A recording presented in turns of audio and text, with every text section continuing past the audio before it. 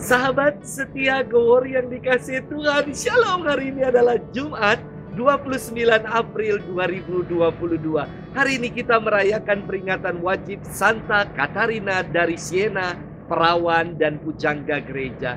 Dikisahkan suatu hari Santa Katarina bertanya kepada Yesus dalam doanya, "Di manakah Engkau Tuhan ketika aku mengalami cobaan yang begitu mengerikan?" Yesus menjawab kepada Katarina, "Putriku, aku ada dalam hatimu. Aku membuatmu menang dengan rahmatku." Inilah buah doa dan kedalaman hidup rohani Santa Katarina hingga ia mampu mendengar suara Tuhan yang senantiasa hadir dalam dirinya. Santa Katarina lahir di Siena, Italia pada tanggal 25 Maret tahun 1347. Ia enggak sekolah dan tidak pandai dalam menulis dan membaca. Namun, kepadanya dikaruniakan sebuah rahmat istimewa untuk mendamaikan negara-negara yang berselisih. Dan Katarina juga yang meyakinkan Paus yang berada di Avignon, Prancis untuk kembali ke Roma. Ia dengan piawai menulis surat-surat dan nasihat-nasihat rohani. Salah satu ungkapan doa Katarina yang sangat indah demikian, "Engkau bagaikan misteri yang dalam sedalam lautan. Semakin aku mencari, semakin aku menemukan. Dan semakin aku menemukan, semakin aku mencari Engkau. Tetapi aku tidak pernah merasa puas. Apa yang telah aku terima menjadikanku semakin merindukanmu.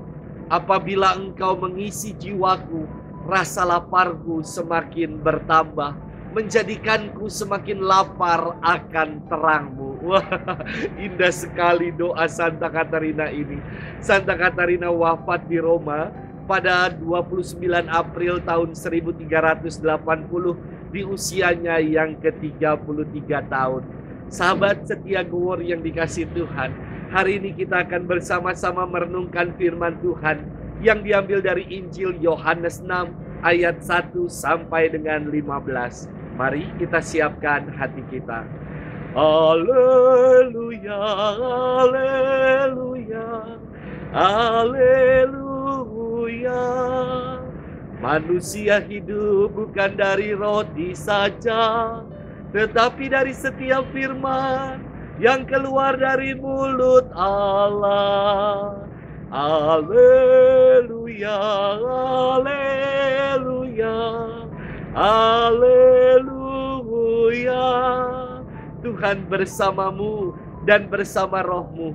Inilah Injil suci menurut Yohanes, dimuliakanlah Tuhan. Pada waktu itu Yesus berangkat ke seberang danau Galilea, yaitu danau Tiberias.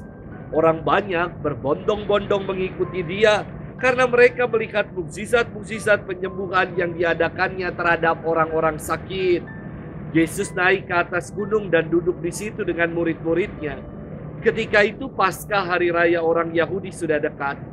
Ketika Yesus memandang sekelilingnya dan melihat bahwa orang banyak berbondong-bondong datang kepadanya, berkatalah ia kepada Filipus, "Di manakah kita akan membeli roti sehingga mereka ini dapat makan?" Hal itu dikatakannya untuk mencobai dia, sebab ia sendiri tahu apa yang hendak dilakukannya. Jawab Filipus kepadanya, "Roti seharga 200 dinar tidak akan cukup untuk mereka ini, sekalipun masing-masing mendapat sepotong kecil saja." Seorang dari murid-muridnya, yaitu Andreas, saudara Simon Petrus, berkata kepadanya, "Di sini ada seorang anak yang membawa 5 roti jelai dan mempunyai 2 ikan. Tetapi apakah artinya itu untuk orang sebanyak ini?" Kata Yesus, "Suruhlah orang-orang itu duduk. Adapun di tempat itu banyak rumput." Maka duduklah orang-orang itu, kira-kira 5.000 laki-laki banyaknya. Lalu Yesus mengambil roti itu, mengucap syukur dan membagi-bagikannya kepada mereka yang duduk di situ. Demikian juga dibuatnya dengan ikan-ikan itu, sebanyak yang mereka kehendaki. Dan setelah mereka kenyang, ia berkata kepada murid-muridnya, "Kumpulkanlah potongan-potongan yang lebih, supaya tidak ada yang terbuang." Maka mereka pun mengumpulkannya dan mengisi 12 bakul penuh dengan potongan-potongan dari kelima roti jelai yang lebih setelah orang makan. Ketika orang-orang itu melihat mukjizat yang telah diadakan Yesus, mereka berkata, "Dia ini benar-benar nabi yang akan datang ke dalam dunia." Karena Yesus tahu bahwa mereka akan datang dan hendak membawa dia dengan paksa untuk dijadikan raja, ia menyingkir lagi ke gunung seorang diri. Demikianlah sabda Tuhan. Terpujilah Kristus. Sahabat setia Gowori yang dikasihi Tuhan, Shalom. Suatu sore ketika saya sedang antre mau bayar tol, ada seorang pemuda menghampiri dan tersenyum. Lalu saya buka kaca mobil. Beliau memberikan kepada saya 1 paket snack dan berkata, "Takjilnya Om, untuk buka gratis." Wah, padahal di mobil saya terpasang rosario di kaca belakang. Namun saya dibagi takjil. Ya, namanya rezeki anak soleh, diterima saja. Sahabat setia Gowori yang dikasihi Tuhan, mulai hari ini sampai dengan hari Sabtu minggu depan, kita akan merenungkan firman Tuhan tentang Yesus sebagai roti hidup. Firman Tuhan hari ini berkisah tentang mukjizat penggandaan roti yang dibuat oleh Yesus kepada 5.000 orang laki-laki, tidak termasuk perempuan dan anak-anak. Membaca firman ini, ada keanehan-keanehan dari kisah ini.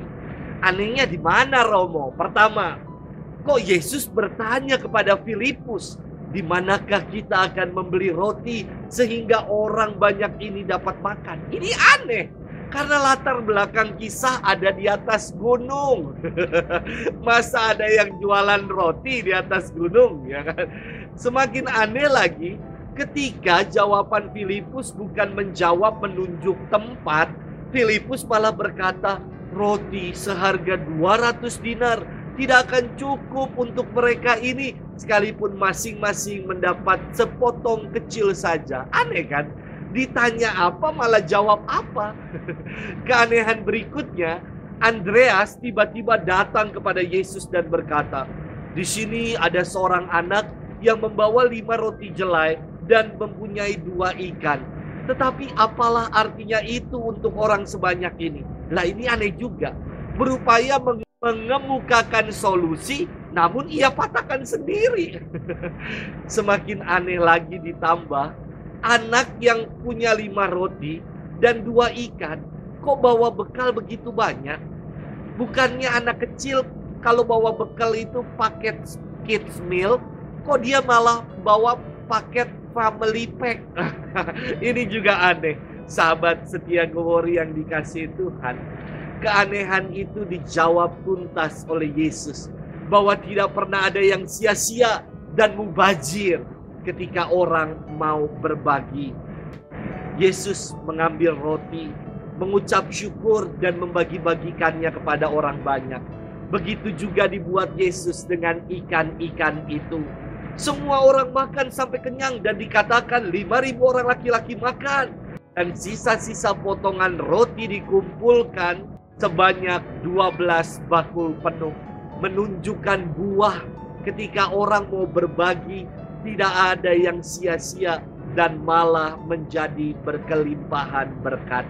Sahabat setia Gowori yang dikasihi Tuhan, mari kita berbagi kasih, berbagi kebaikan, berbagi sukacita dalam hidup ini. Buahnya pasti akan kita nikmati berlimpah-limpah, Tuhan anugerahkan untuk kita. Selamat bermenung dan Tuhan memberkati kita selalu.